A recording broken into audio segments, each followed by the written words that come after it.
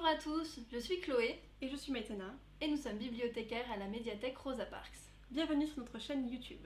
Dans cette première vidéo, nous avons choisi de vous parler de la saga au retentissement mondial, celle du Trône de Fer. Vous connaissez probablement cette série Game of Thrones qui a été diffusée par HBO de 2011 à 2019 et vous savez probablement qu'elle a été adaptée à partir de livres qui ont été écrits par George Martin. Aujourd'hui, nous avons choisi de vous parler à la fois des livres et de la série pour vous montrer à quel point cet univers est riche et diversifié et va bien au-delà de tout ce que vous pouvez déjà connaître. La preuve en est, HBO est actuellement en train de préparer plusieurs spin-offs. Dans un premier temps, nous allons d'abord revenir un petit peu sur ce qui a fait le succès de cette série. On va également vous parler un peu des livres avant de vous donner notre point de vue en abordant les points positifs et négatifs de chaque support. Ici, attention, parce que si vous avez jamais vraiment entendu parler du tout de Game of Thrones, cette vidéo peut contenir quelques spoilers, notamment sur la saison 1. Aujourd'hui, il est difficile de parler série sans mentionner Game of Thrones. Elle a eu un tel succès qu'on a compté jusqu'à près de 20 millions de spectateurs par épisode. Et c'est sans compter les téléchargements illégaux, puisqu'elle détient également le record de la série la plus piratée. Pourquoi cette série a-t-elle été autant suivie ? Alors, il est difficile de vraiment proposer une réponse complète dans cette vidéo, mais on peut déjà avancer quelques arguments, et notamment le fait que la série a vraiment renouvelé le genre en proposant une qualité narrative et visuelle jusque-là presque inégalée. Game of Thrones marque vraiment le début de l'ère des séries à gros budget, où les décors, la réalisation et la photographie n'a rien à envier aux films hollywoodiens. Faut dire que l'intrigue est extrêmement bien ficelée, mélangeant lutte pour le pouvoir et force surnaturelle tout en prenant place dans un univers médiéval fantasy qui viendra influer sur le destin cruel des personnages. C'est vrai que ce qui a aussi beaucoup marqué l'esprit des spectateurs, c'est le fait que la série aborde la violence de manière frontale, sans détour, sans artifice. On se souvient tous de scènes particulièrement traumatisantes, comme les noces pourpres ou encore la mort de Ned dans la saison 1. Et justement, pour ce qui est de la mort de Ned, dans le livre, en fait, cette scène, elle est tout aussi marquante, car Martin renouvelle un peu l'art de la narration, c'est-à-dire que chaque chapitre va être du point de vue d'un nouveau personnage.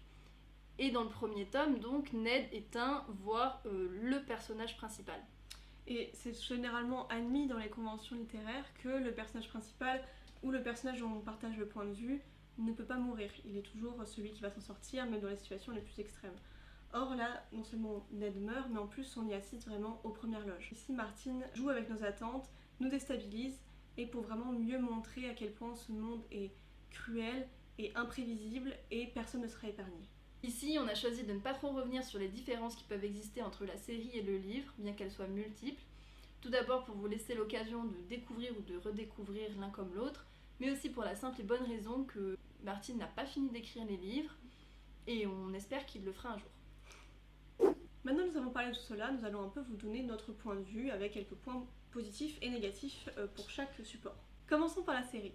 Comme nous l'avons dit, la photographie et la réalisation sont vraiment magnifiques.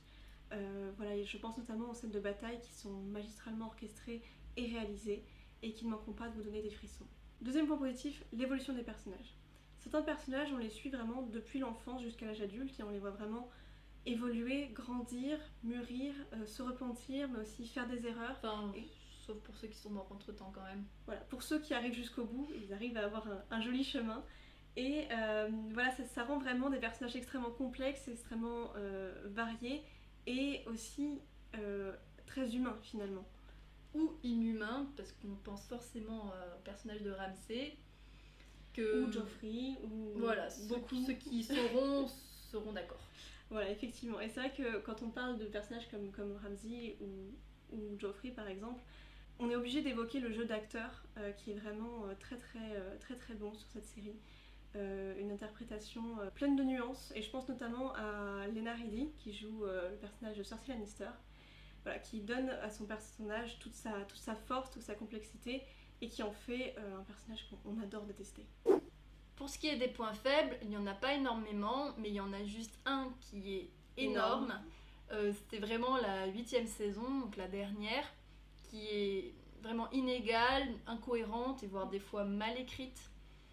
Et en fait c'est dommage parce que pour le final d'une série d'une telle envergure, on en entendait vraiment beaucoup plus. Voilà, c'est pas pour vous décourager ni rien parce que cette série a quand même énormément de qualité. Mais voilà, pour ceux qui ne l'ont pas encore vue, n'ayez pas trop d'attentes. Et dans tous les cas, vous pourrez toujours vous consoler en vous disant que ça sera plus expliqué dans les livres quand ils sortiront. Et justement, en ce qui concerne les livres, je pense que ça vaut autant le coup de les lire avant comme après avoir vu les séries, car même s'il y a beaucoup de différences, ça ne concerne pas forcément la trame principale, c'est plutôt au niveau des personnages, de leur vécu et aussi de l'univers de Westeros. C'est vrai que Martin a vraiment créé un univers avec son passé, son histoire, ses religions, ses continents, ses légendes. Et voilà, il y a vraiment un travail énorme derrière, à tel point que certains ont pu comparer ce qui a été fait avec Le Seigneur des Anneaux. Donc c'est quand même quelque chose de très très gros. Le livre permet donc d'aller plus loin dans cet univers, avec également une écriture, comme on l'avait dit, qui est novatrice, et une façon de toujours déjouer l'attente des lecteurs, à travers aussi des narrateurs qui sont biaisés et peu fiables. Pour ce qui est des points négatifs du livre, alors pour moi, c'est vraiment l'omniprésence de la violence tout au long des livres. Donc ça fait partie des caractéristiques de l'histoire, mais c'est vrai que pour un lecteur un peu sensible, ça peut être un peu trop. Voilà. Un autre point négatif, c'est le fait que les personnages ne sont ni bons ni mauvais, ils sont vraiment tout en nuances, tout en complexité, ce qui est vraiment génial pour la construction des personnages, pour l'intérêt que ça apporte. Mais le désavantage de cela, c'est que on a peut-être un peu de mal à s'identifier aux personnages, et donc pour certains, ça peut freiner le fait de vraiment rentrer dans l'histoire. Pour moi, le point négatif, bon après c'est pas très sympa pour lui, mais ce serait vraiment la lenteur d'écriture de l'auteur. Parce que bon voilà, même s'il a beaucoup travaillé sur la série, il a beaucoup aidé les réalisateurs dans le scénario, il leur a dit comment ça devait finir, etc. Mais voilà, en fait c'est tellement plus développé dans les livres, il se passe tellement plus de choses auxquelles la série ne répond pas forcément, qu'on aimerait vraiment beaucoup avoir la suite. Surtout que le dernier tome est sorti en 2014. En 2014, exactement.